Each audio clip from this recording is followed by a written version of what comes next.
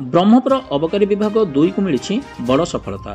पूर्व सूचना मुताबक ब्रह्मपुर अबकारी विभाग वरिष्ठ अधिकारी श्री प्रवीण प्रधान प्रत्यक्ष तत्वावधान ब्रह्मपुर अबकारी विभाग 2 ओआईसी सुश्री संगीता महापात्र और तांको टीम सोमवार सकाल 7 घंटिका समय बड़बजार थाना अंतर्गत फास्टगेट निकट में पेट्रोलिंग करुवा समय एक कला रंगर स्कॉर्पियो ओडी 33AH 2758 नंबर विशिष्ट गाड़ी को अटकाई बेले गाड़ी चालक गाड़ी छाड़ी फेरार हो जाइछि।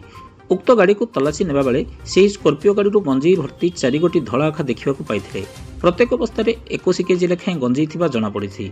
जबत गंजेईर ओजन प्राय 84 केजी होता बेले स्कॉर्पियो सह एक पोको मोबाइल फोन जबत करी केस नंबर 135 2526 रुजु करी तदंत चलाई जमापड़ी। जबत होता गंजेई और गाड़ीर बजार मूल्य 28,40,000 टंका हेबो बोली अबकारी विभाग पक्षर सूचना मिली।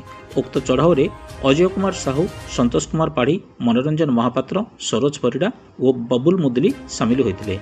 ब्यूरो रिपोर्ट, ओम टीवी ओडिशा।